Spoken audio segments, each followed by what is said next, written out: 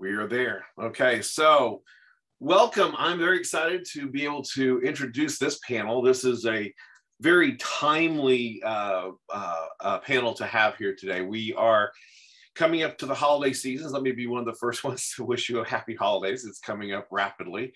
I can't quite get my head wrapped around how rapidly that is. Like my wife's birthday is this Sunday, and I had just now realized that. So I probably ought to get something done on that too. So the Life's Co-Pilot, we try to bring together these panels to discuss, to help you understand how you can navigate all these things that go on with the senior world. So this one is because holidays are coming up. You're going to find out that, in fact, I know my panel will back me up on this. One of the biggest times where families find out that their loved ones, their parents need help, need extra care, need maybe assisted living, need in-home care, something, is when they go home for the holidays and get to see them. I will tell you my own life situation. They're really good at hiding their condition from you in short visits. Okay, if you come over for a few hours. Mom was always, I finally figured out what this trick she was doing. She was always sitting on the couch when I got there, never got up. We just visited for the whole visit. Then I left and everything was fine, right? I bring in groceries and I would kind of look to see what was being eaten and what wasn't being eaten, and everything seemed fine. And then one day I decided I was going to trick her. So she said that she wanted a Big Mac. So I went to get something and I came back. And I was going to find out what happens when she got out of that chair. So I put it at the dining room table and just sat down and that way she had to either deal with me or come deal with it. And I got to see what was going on. And my sister happened to be coming to spend for the week the next day. And I'm like, you're going to have to watch this. There's more going on here than I see. And so immediately we had to do something about it. But what I'm saying is, you're going home for the weekend, you're going home for the holidays, you're going to spend extended periods of time. They can only hide for so many hours, what's going on. So I want to introduce my panel here, let them kind of explain who they are, what they do, what their services are, and then we'll get into this conversation. So Dave, you're top left of my screen, so go ahead and get us kicked off here. Thank you, Jim. Good afternoon, everyone. My name is Dave Holder. I'm the owner of Assisted Living Locators of North Indy. I am a senior living advisor, so I work with families and seniors to make that transition to senior living, be it independent, assisted, or memory care, work through them throughout the process, go on tours with them, and help them make the right fit for the right community so they can move just one time. It's a no-cost service, and I love being a resource to families. Thanks for having me. Thank you, Dave. Jack, tell us who you are and what you guys do. My name is Jack Barlow with AmRamp. Sorry, my computer just started printing. Somebody sent me something. I apologize. We provide accessibility. If you need into the house, we have wheelchair ramps that we provide, stair lifts inside the house, vertical platform lifts outside or even inside if you need, grab bars, things to make it so that you can stay in the house longer. That's a real big thing right now. A lot of people want to stay in the house just because of COVID. They don't want to go to a nursing home yet. They don't want to go into assisted living. We can help them be able to get in and out a lot easier. They can purchase. You can also rent. And also, if somebody gets hurt, elderly person gets hurt and they think they're going to recover, they can just rent from me. And then when they're done and they feel good, we can come take it away for them. I heard a stat that was interesting. They said the number one reason for deaths in seniors, I always thought was cancer or this or that. And they can't actually trace it back exactly to it, but they've told me that the number one cause of death is falling for seniors. That they fall, they break a hip, and they may not die then, but within the next month or two, they don't recover and they just go downhill. So falling is something that's very, very dangerous for a senior. And so with our ramps, we can make sure we get them taken care of. And also we're owned by Pathfinder Services, which is a facility that has group homes throughout northern Indiana. And so all of my profits go back into the group homes. So it's a win-win for everybody. Somebody can get a ramp that they need, and then also the revenue then goes into the group homes, so that we can have people that are mentally challenged to be able to stay in a group home instead of on the streets or in some other kind of facility that's not very advantageous for them. Thanks, Jack. Sean, tell us who you are and what you guys do. Hi, I'm Sean Nguyen. I'm the Director of Sales and Marketing at Sycamore Reserve Independent Senior Living. And we are locally owned by a wonderful family. So we don't have a huge corporation, and the owners here almost daily. We have 97 apartments with 14 different floor plans. We have gourmet chefs that make amazing food that's included in their rent, all their utilities and housekeeping and transportation. And we do a whole bunch of fun activities. We have a lot of amenities, a heated saltwater swimming pool, which is not open right now, thank goodness. But in the summertime, it's a lot of fun. We do work with a lot of these lovely third-party providers. I work with Dave and Belinda and Nicholas. So we have home health that can come in if needed. So if they don't want to go to assisted living, they can have all those services here in our community. Belinda's nodding her head because she's one of them that comes in. But my residents are wonderful. They're just so much fun. So please just give me a call if you guys want to come in for a tour. Very good. Mary, who are you and what do you do? What do your company do? Afternoon. Yeah, I'm Mary Clipp, and I'm with Independence Villages. We are kind of new in central Indiana. We acquired 7 locations in central Indiana. So we have Greenwood, Carmel, Avon, then 2 in Zionsville and 2 in Fishers. Some of those used to be Hearth properties and Spectrum. So I'm a business development specialist. So my job is to work with referral sources that we can build reciprocal partnerships. Independence Villages has independent, assisted, and memory care. We offer a lot of the same things that Sean was talking about. We also have a functional leadership model, which makes us a little different. Our executive director is solely focused on residents. So you won't find that person locked up in their desk on email and paperwork all day. We have a property administrator that handles that portion. So our executive director can really get to know our residents, what their likes, dislikes, looks over the resident council, offers suggestions to other team leads. You know, if there's a new detergent, they can, you know, talk to housekeeping, but this, and then she reports to regional lead. So all of us have regional leaders instead of one person in the building, because we found a lot of times when we say resident care is everyone's responsibility, no one is really owning that. So this is one of our different aspects from what some other places are like. And I've been here a little over 3 months. I'm new to senior living, so I'm really looking forward to connect with each of you. Very good. Nicole, introduce yourself and who you are and what your company does. I am Nicole Hearn. We offer structured family caregiving. The company I work for is called Caregiver Homes. So I'm a little bit of the oddball amongst this panel because we support the situation that's already in place. So structured family caregiving is through the Medicaid waiver. And we provide this service statewide. So no matter what county you might live in Indiana, we can support you if you are a caregiver for a loved one in your home. So that's kind of the 2 pieces to that puzzle. You do have to live with the person you're providing care for. Our most common scenario is an adult child who is caring for an aging parent, but that caregiver could be a spouse, it could be a sibling, it doesn't even have to be a family member as long as they're living together. And that caregiver receives the support of an RN and a care manager. Their job is to coach and educate and support that caregiver on a daily basis. And then the caregiver also receives a monthly stipend. So we know that a lot of times caregiving might require cutting back hours at a job, or even maybe quitting one altogether. And so the financial stipend was put in place to try to help offset some of that. And the caregiver can make up to $1,200 a month.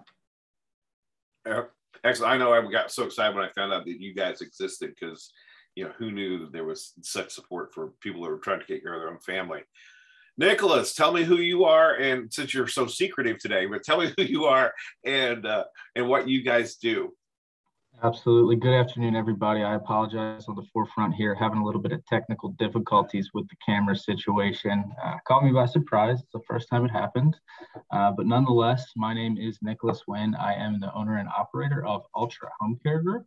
We are a new company to Indiana, Indianapolis specific. We came here in January of 2021. We're a family-owned and operated home care company catering to the senior population around the greater Indianapolis region.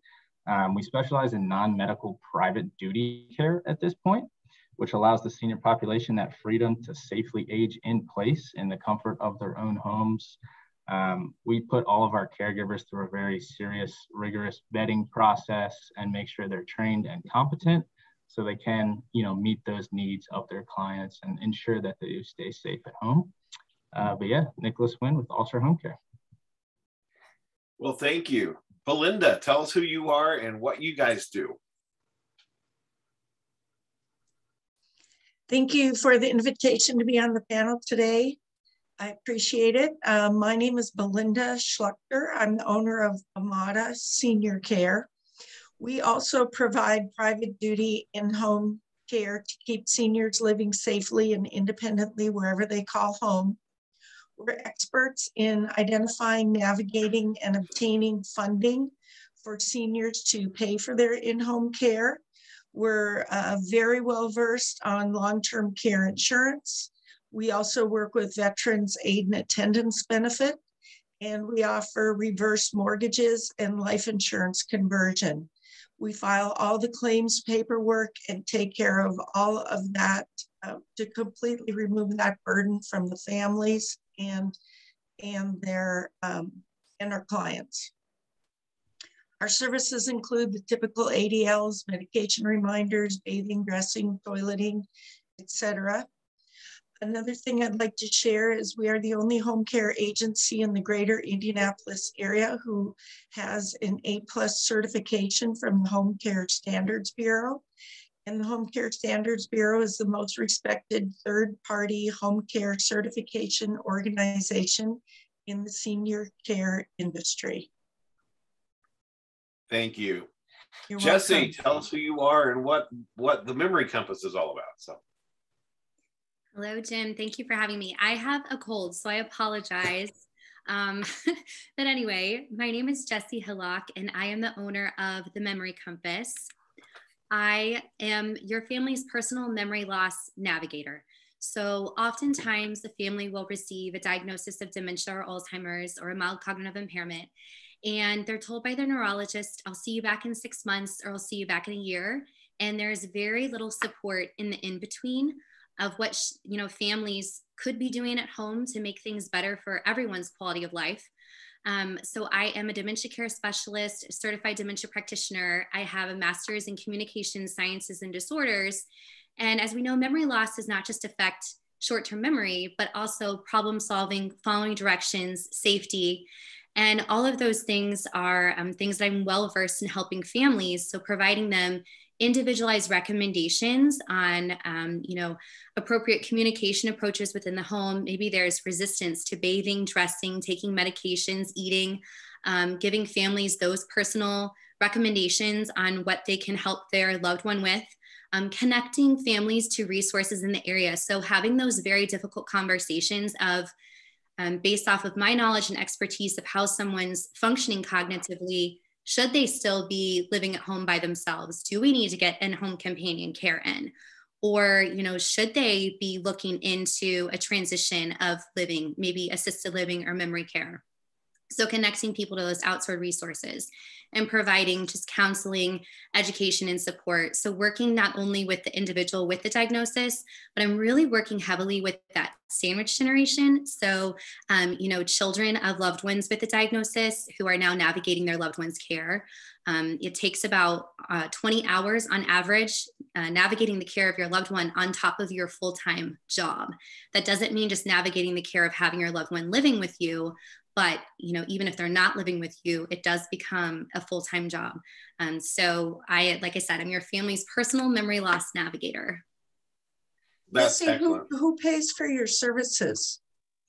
So the company is twofold. I am credentialed with Medicare Part B. So when I'm working with the individual, I'm providing Medicare Part B in the home or going into assisted living or going into memory care facilities. And then for the family coaching component, Medicare only covers what is direct with the patient. They don't have as much value on what we know is very important as education and support for the actual caregiver. So that is private pay. And most of my sessions end up kind of being a hybrid of I'm doing Medicare, but then I'm also doing private pay counseling, education, and support with the family. Thank you. Yeah. Very good. Amber, tell us who you are and what you guys do. Hi, guys.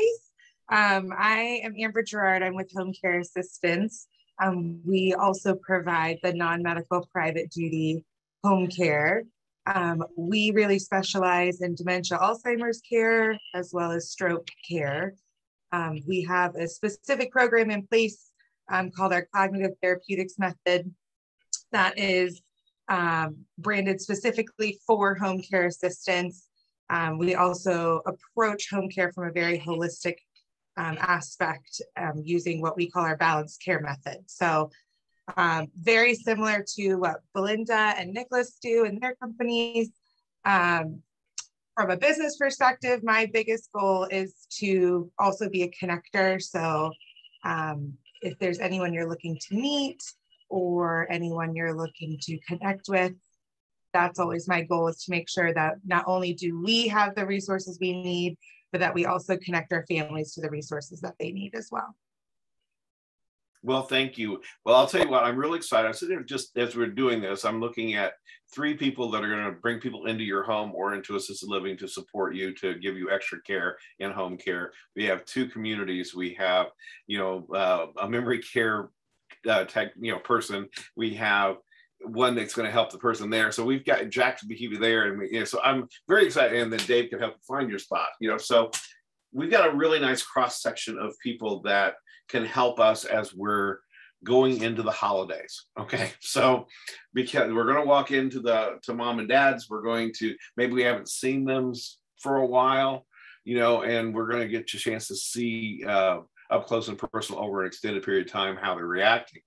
So I'm going to go to you guys, and I'm not going to necessarily pick on anybody, just jump in.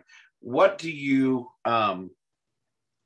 recommend? I know myself, like I was talking about earlier with my family, we had to kind of do a spy thing to figure out what was going on. It was like, they're trying to hide their situation because they don't want to be interfered with, type thing. But what do we look for? What in each one of you, what in your case, what comes from your expertise, what should someone look for when they go home to see mom and dad or whatever to realize that maybe they need some, some extra care? So whoever wants to jump in on that. That's pretty obvious. Just looking at weight loss, and if they're frail, right there, that just tells you they're not eating right. A couple of things. Like I said, go ahead, Belinda. No.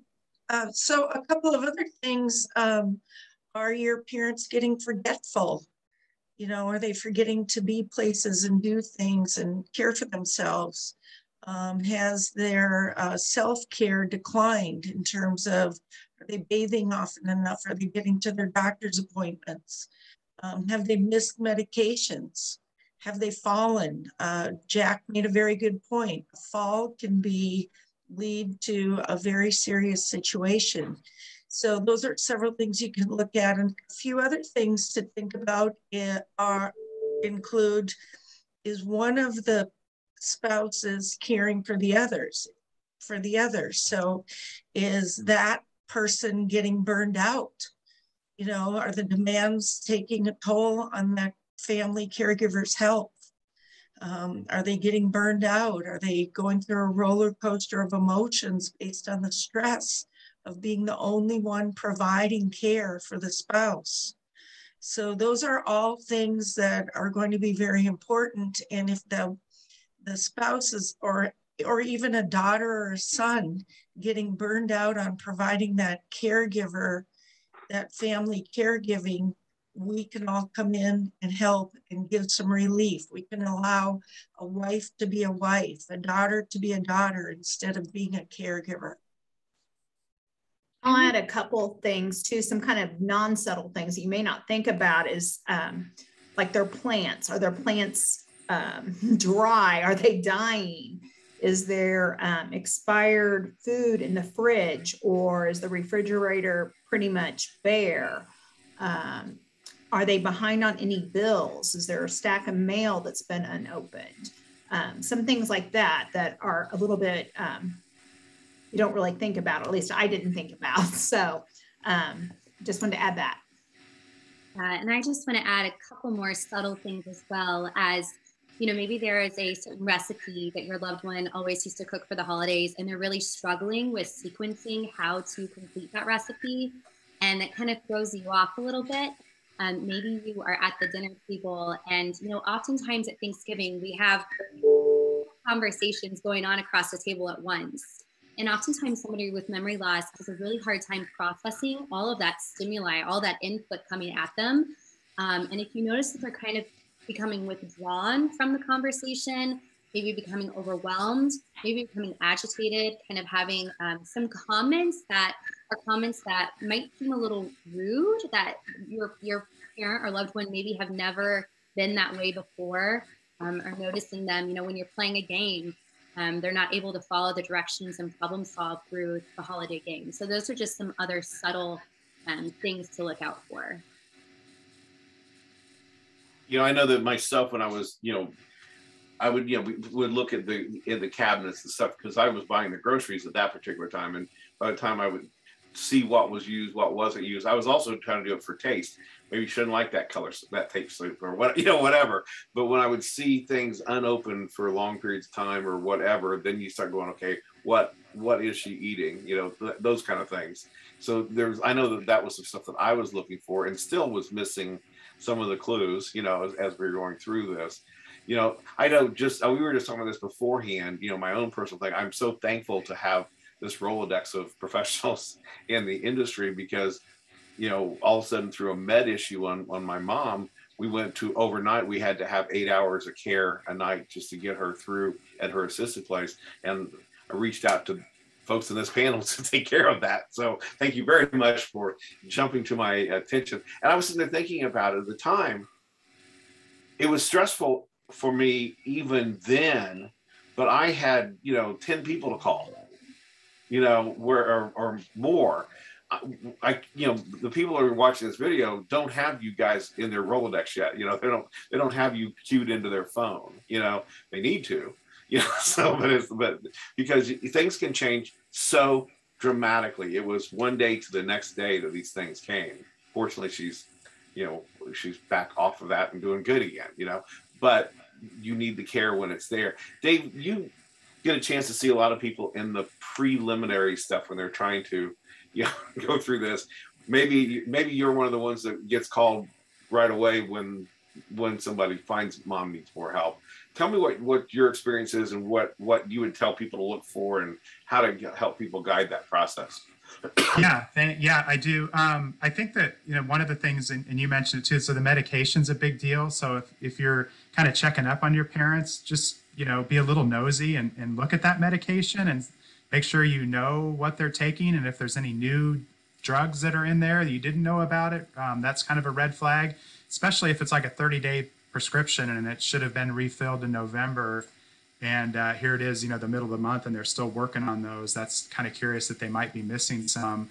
So yeah, I mean, I want families to be proactive, and if something seems odd, that's why I mean, I love what I do, but my service is no cost. So I have these connections with everyone on this panel too, to make those connections and to get help. But it's so important to be proactive, and to, if something seems out of line, it probably is. I know, like with my father-in-law, he was a tax attorney for years, and he struggled and struggled with closing out his aunt's estate. And that should have been a red flag to the family to go, why is somebody that knows the tax laws having such a hard time with this? And so that was something that in retrospect we should have done.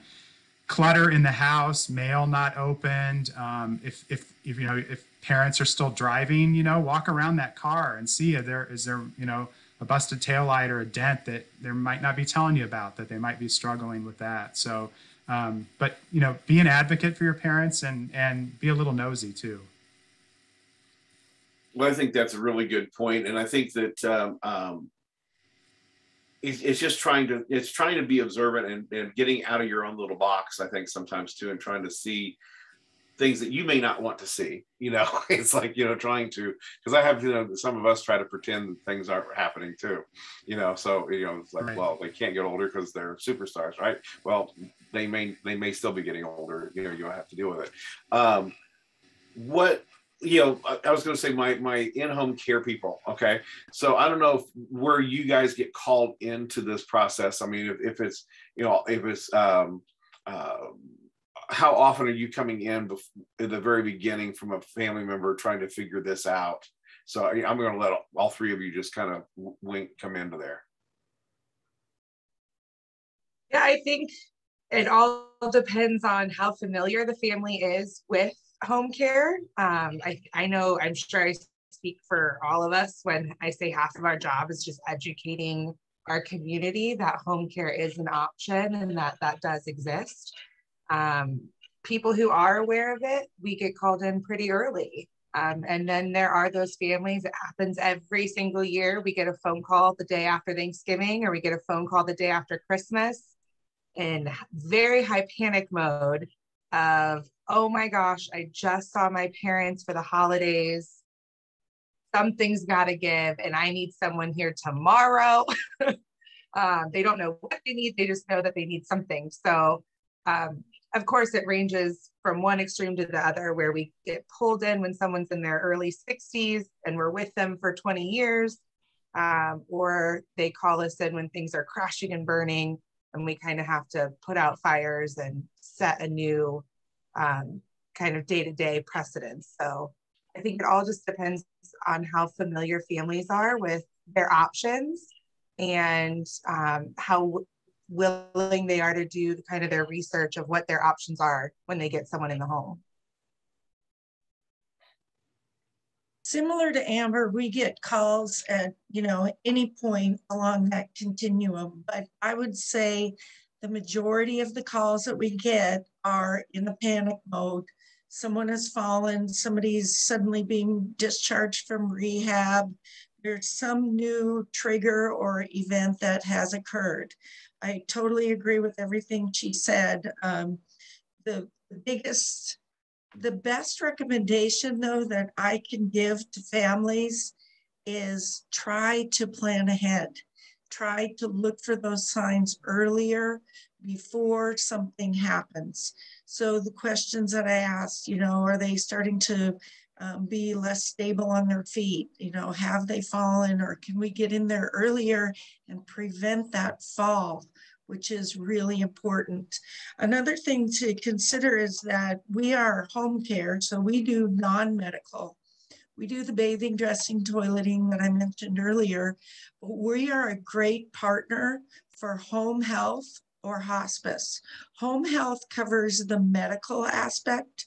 So a lot of times they're getting sent home with home health, which is covered by Medicare, and it includes nursing, physical therapy, occupational therapy, speech therapy. And a lot of times that gives a lot of comfort to the family that, oh, great, mom or dad's needs are covered. But you need to think about the fact that those services are usually only in there for an hour at a time, and maybe only 1 or 3 times a week. We can help cover the gaps when home health can't be there. So we can be there for the longer periods of time. We can be there during the night, anytime, 24/7. So an additional consideration is, you know, when do they need that help? And when is no one else there to cover those things? Nicholas, you have anything you want to add, or? Yeah, and to build off those two, you know, we see the same things, very similar. You see some clients who are in the very initial stages of just kind of doing their homework and being proactive. I always love to talk with those clients, because if we can prevent those things like falls for doing something silly like them making their bed or something very simple to all of us, then it'll put them in a better position to extend their lives and stay healthier. So that's always really important. But also anyone who's watching this video, or anyone who's even thinking about, hey, I might need home care, please use this as a resource. We all want to help out, and we can kind of walk you through what steps it would look like and kind of establish just a good vision for you to see what the future may hold, so you can be more aware and make better decisions.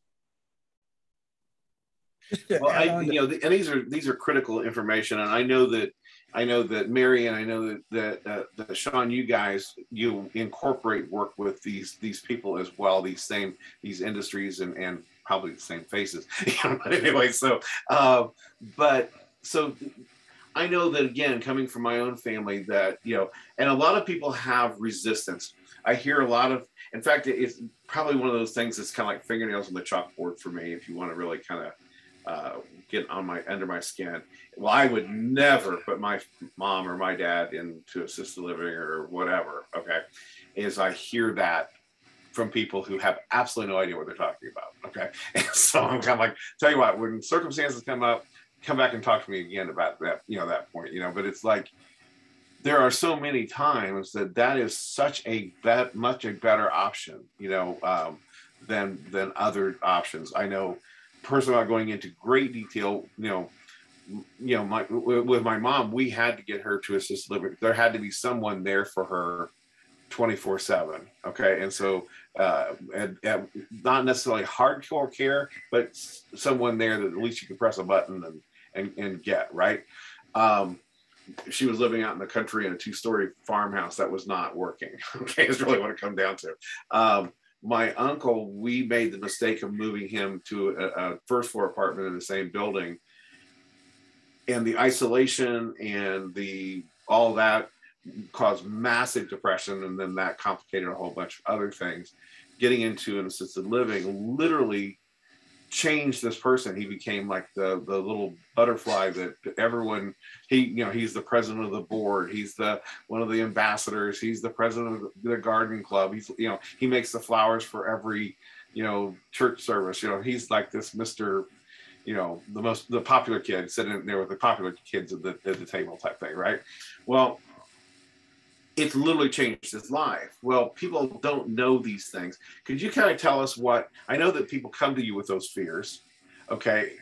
And I know that you guys offer different levels of care. So, Sean, you're very independent. Mary, you guys are more the assisted living. So could you guys explain what people come to you, what fears they may have, and how you can kind of explain to them what's there for them? Whoever wants to start. Mine might be a little different from Mary's, but when they come to me first, a lot of people, they're coming from home and they're super independent. Their first comment I hear all the time is, I'm not ready for this. Like, you're not ready for what? You don't want somebody cooking your meals or cleaning your apartment or driving you around town or, going swimming and having happy hour. What are you not ready for? If you come in here and you walk in the door and you see my residents, half of them they look like family members. You don't know. So that's their biggest fear. They're like, well, I don't want to come in and it look like a nursing home. Well, if any of you guys have been in my community, we are far from looking like a nursing home. It's more like a hotel, a 5-star hotel. So that's kind of their biggest fear. But, there is that point where they may start needing some type of assistance. And depending on how much assistance, I refer home health care, let them come in. If it makes more financial sense for them to go to assisted living, obviously memory care, that's a no-brainer. I'm not going to take anyone with a diagnosis of dementia, but there's that fine line. But I'm the first to refer to an assisted living community if I feel like that's going to be in their best interest and safety wise. Very good. Mary, tell me about what you're running into. Well, we have an inside person too that deals directly with our families, but from what I hear, it's a lot of the same as what Sean said. And I did not mention that we also have respite care. So if family members need a break, or if they're going on vacation or something, we can have their loved one stay with us. And that's a nice test drive, where they can get a feel for it, see all the amenities, see the community, see their neighbors, and hopefully realize it's not the old stereotype. Also, when they tour with us, we like to make sure they meet our executive director and understand how our model is different, that here in Greenwood, our ED is pretty much the mayor of our community. And then we have a thing called move-in momentum. So the first 30 days, the executive director is going to be your ambassador during that time. We know that's an overwhelming time, so we don't throw everything at you at once. She will do an in-depth personal history to find out your likes and your dislikes, find out if you have any allergies to, the detergent or any food allergies. Do you have a favorite food that you would like to see on our menus? Making sure that they get buddied up with a resident that'll, sit with them at meals and get to know the community. So just trying to overcome those objectives. And I think once you get them in the doors, when they see, this looks like home, that's the difference. And, it overcomes that stereotype as well. Very good. Go ahead. Oh, sorry, Jim. Go ahead.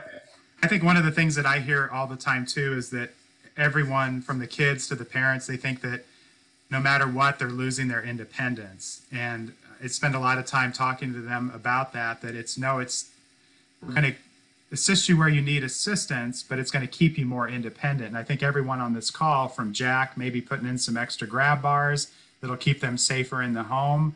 They're not giving up anything. They're keeping their independence. If Belinda or Amber or Nick can provide some bathing assistance for someone, that's keeping them safer, and they're able to stay as independent as they can be. And whether you move into a community like Sean or with Mary, they're just helping you with that assistance to keep you independent. And I think that families, and especially seniors, really don't understand that. They think they're giving up something, but just providing that little bit of help is going to keep you independent for a lot longer. And I think that's what I spend a lot of time helping families understand that too.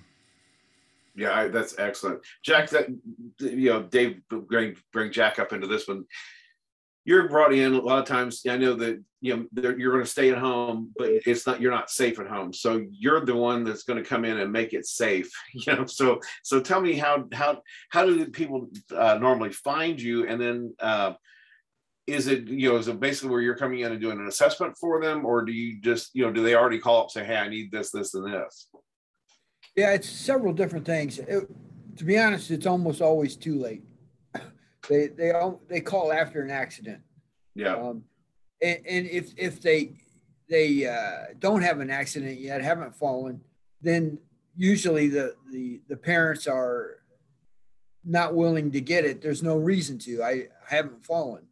So, they want to fall first before they it doesn't make sense, but that's the kind of mode that I have to fight a lot of times. Is I haven't fallen. Why do I need a ramp?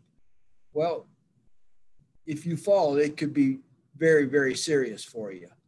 So we deal with that all the time. When somebody does fall, it's pretty easy to go in and say, okay, here's what we can do for you. If they haven't fallen, it's usually some time for them to think about it. And finally they do trip or fall, and then they'll call and say, okay, we need this ramp. A good question. I'm going back to my own family, watching my family members try to navigate just the front porch step, or as much as just stepping over like a door frame, you know, and you're going, wait a minute, you know. So those are the places, you know, before they fall, before, you know, the number one death it could cause in elderly, you know, that's what you can come in. If somebody sees that they're having trouble navigating around their house, even though they haven't fallen, they're having troubles navigating, that's when you're there to keep them out of the hospital. Yeah, you'll notice a lot of times when they get up, they'll grab something. They'll want to make sure something's close to them that they can put their weight on if they have a problem. Well, if that's the case, they aren't going to make it upstairs much longer, especially a step without a handrail or anything. It's just a matter of time. And I understand you don't want to spend money on something that you don't think you need. None of us want to do that. But the truth is that we're all getting older. And if you live long enough, everybody's going to need a ramp if you live long enough. So it's always better to get it sooner than later. Well, very good. Nicole, I was going to ask you, you know, you made the comment, you're a little different on how this process, you're working with a family member or whoever's living there taking care of it. And I think it's a phenomenal service. What do you have to wait until someone is doing that? Or if someone's going, okay, here's my options. I need to do things. I need to do something for mom. What if I decide to stay home? Or what if, you know, my daughter that, you know, rather than working over at McDonald's, she can come, you know, whatever the deal is, maybe that's an option. How does that work with you when they're first coming to you, and how you get that set up? Yeah, we actually hear that a lot, that people will say, I didn't know, you know, just bringing mom home with me and that I would get not only paid, but the support of a nurse. I didn't even know that was an option. Had I known that was an option, I might have done something differently. And so our service, we get referrals from various places. Sometimes it's a home care referral. Sometimes it's coming from a physician's office, or it's coming from the local area agency on aging. So there in Indy, that would be SACOA. And so it's really whoever is in the home, whether a provider or even a family friend. We have a website that folks can get on and request more information. It's really like how you said, you go home and you spend time with your loved one and you realize, okay, something has to change. And Belinda made a very good point about the caregiver burnout. That was the whole reason why structured family caregiving came to Indiana, was to address caregiver stress and burnout, because they are overlooked, they are overworked, and they are most times burning the candle at both ends. And so our service has multiple respite options, whether that's going into a facility, the loved one goes in and is well cared for while the caregiver gets a break. We can have another trusted person who doesn't live inside the home be credentialed as an alternate caregiver to provide some relief. And then even though COVID is an absolute nightmare, there has been some interesting and positive things that have come out of it from a healthcare perspective, wherein payers such as Medicaid started to look at things a little bit differently, especially when everything was shut down and we were quarantined the first half of 2020. Caregivers who were used to, maybe their loved one went to an adult day center, which is another form of respite, they couldn't send their loved one anymore. And so they were literally home with their loved one 24/7, and that had never been the case maybe prior to COVID. And so Medicaid started to realize, okay, we don't really support caregivers like we should. And so for right now, for as long as this public health emergency is going on, for the first time ever, we're allowed to also have services like Amber's or Belinda's or Nick's inside the home, coinciding with our service as well. So maybe there's a paid caregiver in the home who just needs a couple hours a day to just either get out of the house or what have you. A home care service can come in and provide that respite. We also partner very well with home health and hospice, because as Belinda mentioned, that's a very temporary, although skilled service, a temporary one that isn't in the home for very long. Whereas we're seen as a long-term support service. Our number one reason for discharge is death. So folks are able to be at home where they want to be for as long as possible. So yeah, it's really, I think a couple other panelists have mentioned it, trying to be proactive and just see what your options are, whether you're Googling something, whether you're talking to an options counselor at SACOA, whatever it might be, there are options out there for folks who are looking for care for their loved one. And the scope of this situation is amazing. I just recently read a statistic on caregiving and caregivers at home that 1 in 3 households has someone that's caring for someone in that household. Okay, so I mean that could be all over the age spectrum, but nonetheless, we're talking about a pretty amazing number of, how many households that would be. That's a lot of households, right? So this is why it's so important to get this information out, to let people know that one thing, that they've got alternatives, that they've got support, and that they're not on their own out there, because the caregiver burnout is extreme. I think in Dementia Friends, they taught about the fact that, well, Dave's my teacher in Dementia Friends, but it was like 65, it's like 65% of caregivers pass before the person they're caring for because of the nonstop 24/7 burnout, stuff. So that is not something to sneeze at. It's something that we need to be cognizant of, So Jesse, you are, I know I'm always sending you to go talk to somebody, but it's like you run into someone that may have early signs of dementia. Maybe they haven't been diagnosed yet, maybe they have, and you're going in to talk to them and their family.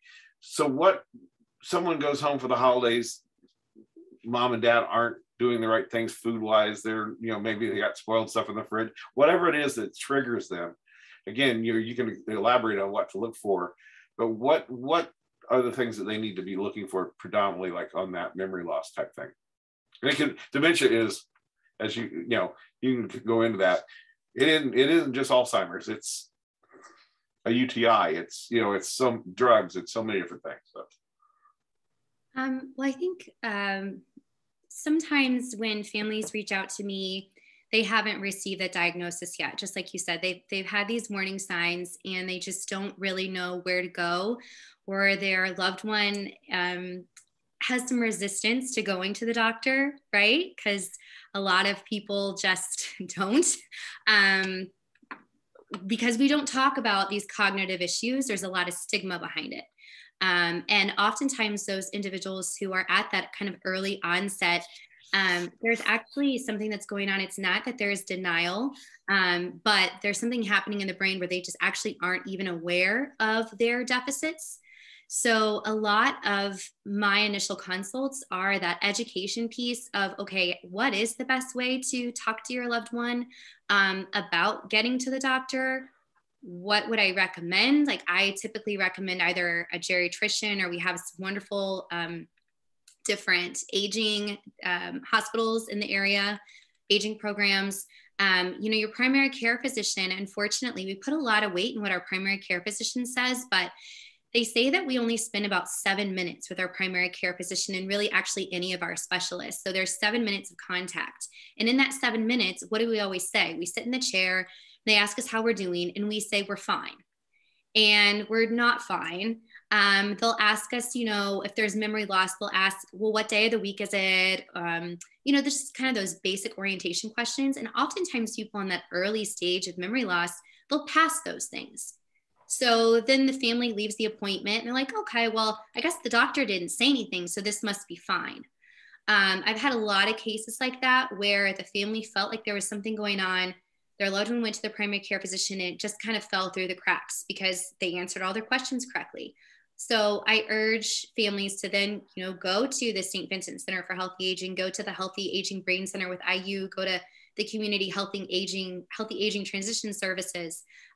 Those hospitals, those geriatricians are more so specialized in memory loss and being able to detect things a little more clearly than just a primary care physician that really doesn't have as much training in that area as the geriatricians do. So that's something that I always recommend, that people reach out to those type of specialists if they're starting to notice anything. Well, very good.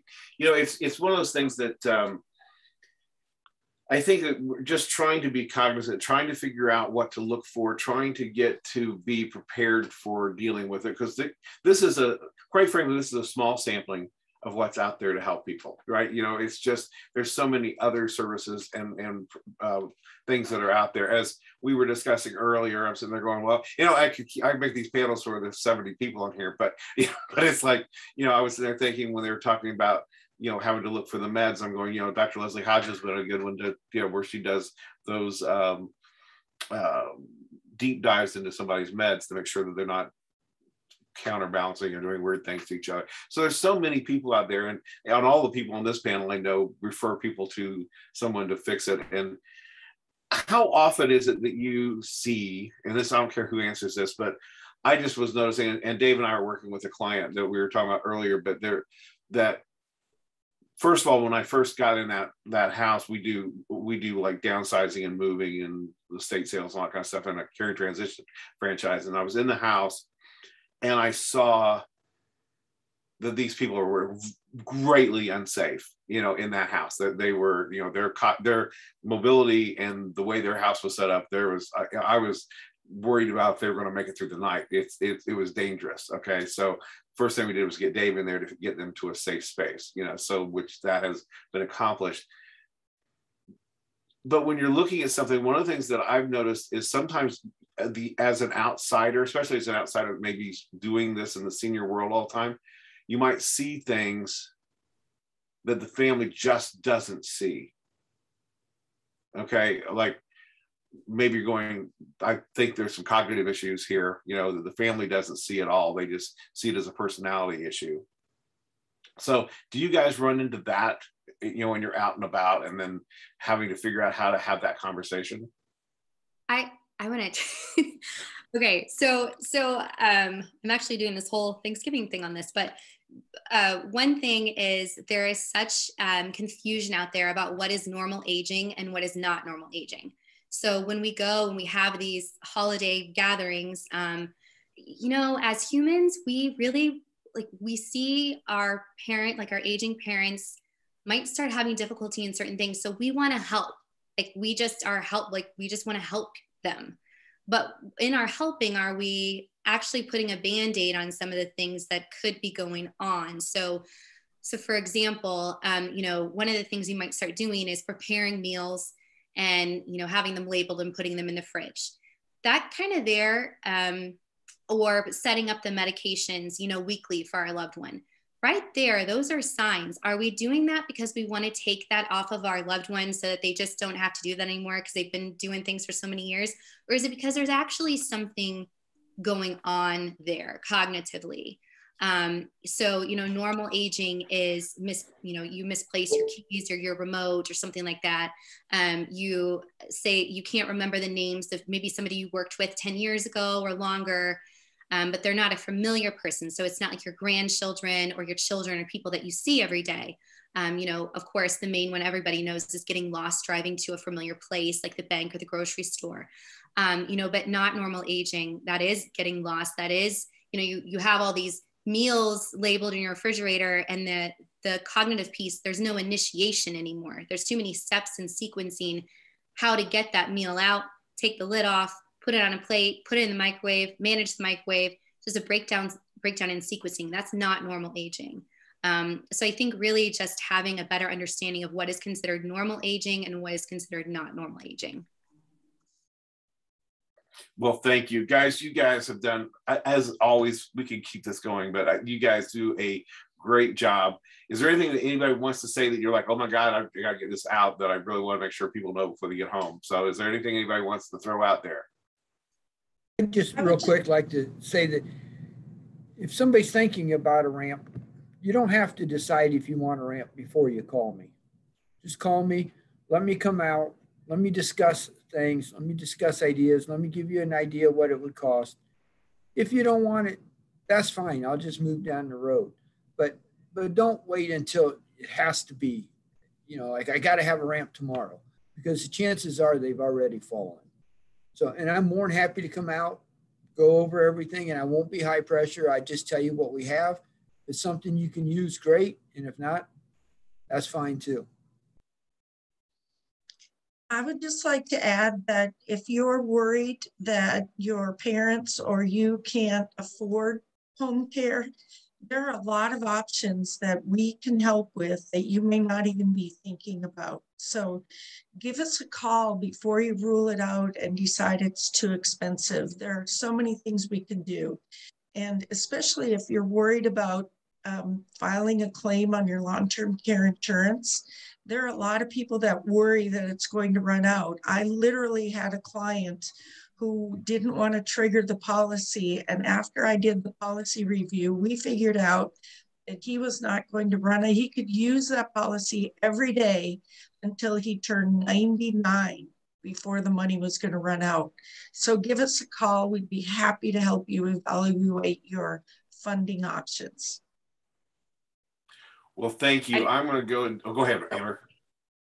Oh, Amber? I was just going to say, yeah, whether you use any of our services or not, I just always remind people, especially going into the holidays and high family time, to keep your aging loved ones involved in the activities, just because they may not know how to work the microwave or may have challenges with timing out when to take the mashed potatoes out and when to put something else in. Doesn't mean that they can't help with dinner.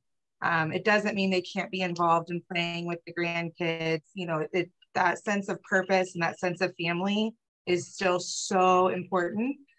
So I think it's important to acknowledge that someone's aging, acknowledge, you know, where their shortcomings may be, but to balance that out and make sure that they're still involved in things.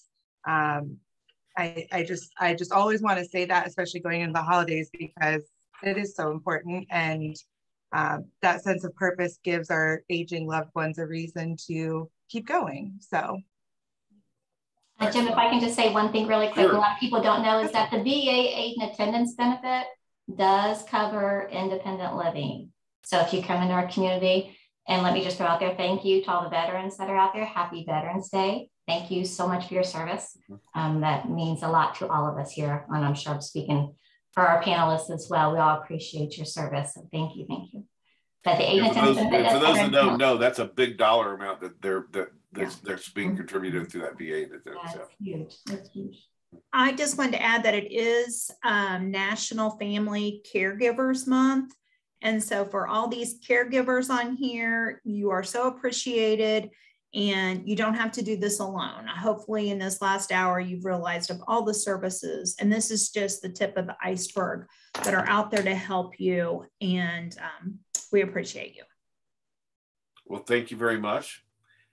I want to do a real quick screen share just to do something for a second and show you what's coming. First of all, on Life's Copilot, you'll be able to find this video under the resources in the video library here, probably by the end of the day. Okay, so somewhere in that range. And then we also have upcoming events if my internet decides to work here today. So this is the one we just did.